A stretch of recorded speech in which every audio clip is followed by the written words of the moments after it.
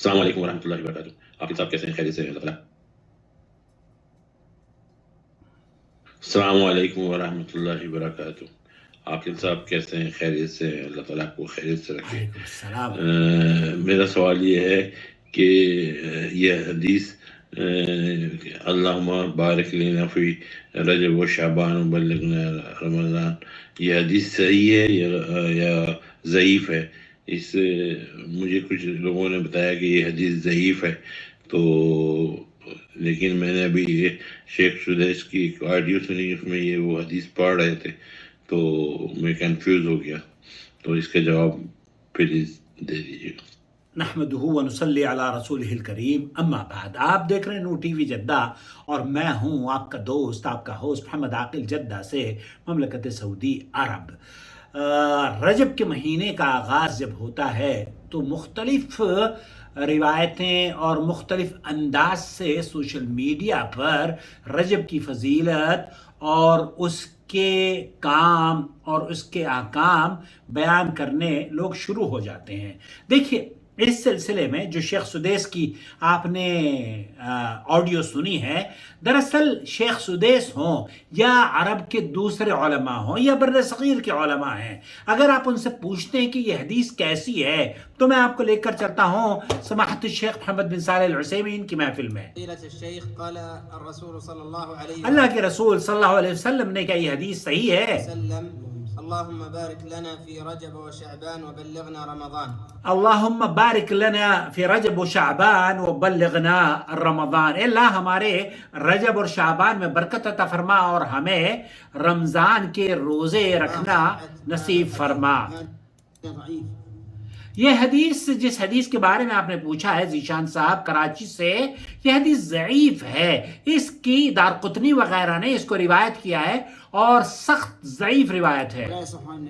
ولا یصح عن النبی صلی اللہ علیہ وسلم، بہت سے محدثین نے اس کو نقل کیا ہے، لیکن ساتھ ساتھ محدثین نے اس کی صحت کے بارے میں بھی یہ موقف اختیار کیا ہے کہ یہ حدیث ضعیف ہے، سخت ضعیف ہے.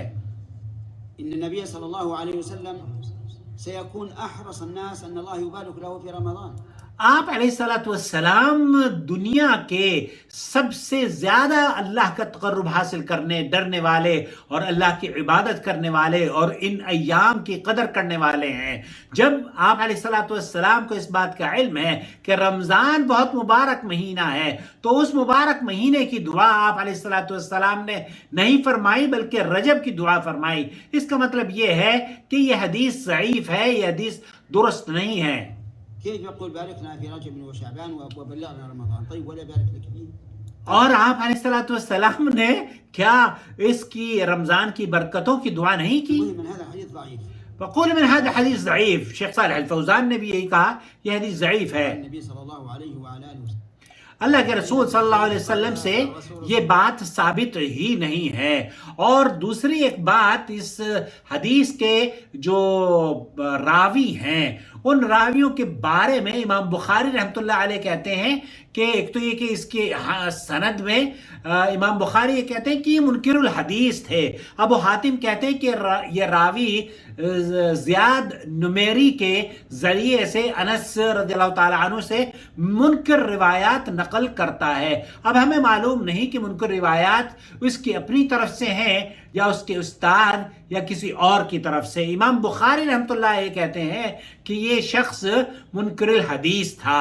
امام نسائی رحمۃ اللہ علیہ کہتے ہیں کہ یہ منکر الحدیث ہے، جبکہ اپنی کتاب میں انہوں نے اسے ثقہ نہیں کہا ہے. ابن حبان یہ کہتے ہیں کہ یہ مشہور راویوں میں سے منکر روایات بیان کیا کرتا تھا اور دیگر افراد انوکھی احادیث روایات بیان کیا کرتے تھے.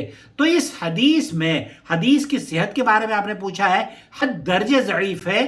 البتہ اگر کوئی آدمی دعا کرنا چاہتا ہے تو دعا کرنے میں کوئی حرج نہیں ہے، کسی بھی دن کے لیے، کسی بھی مہینے کے لیے اور کسی بھی رمضان یا غیر رمضان کے لیے. لیکن فضیلت والی بات شیخ صالح العثیمین یہ بھی فرما رہے ہیں کہ رجب کی کوئی فضیلت صحیح حدیث میں ثابت نہیں ہے. اور جب کہ اسی سوائے اس کے کہ یہ اللہ کے ان محرم مہینوں میں سے ہے جس کو شہر الحرام کہا جاتا ہے۔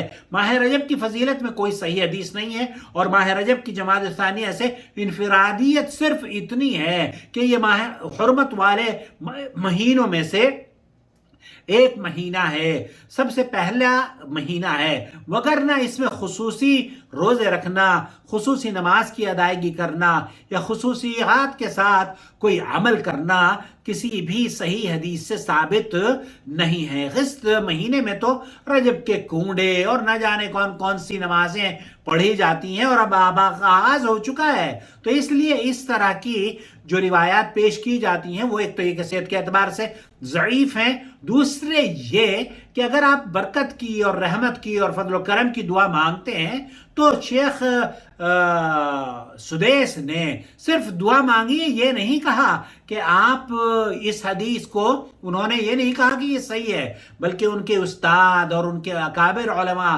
اور بلکہ محدثین کا موقف یہ ہے کہ یہ روایت من گھڑت ضعیف ہے، نہایت ہی ضعیف ہے، اور امام دارقطنی وغیرہ نے اسے نقل کیا ہے۔ مجھے امید ہے وضاحت ہو گئی ہوگی، اور اگر آپ ہمیں ابھی تک آپ نے سبسکرائب نہیں کیا تو پلیز سبسکرائب کر لیجئے۔ شکریہ آپ کا بہت دیکھنے کا۔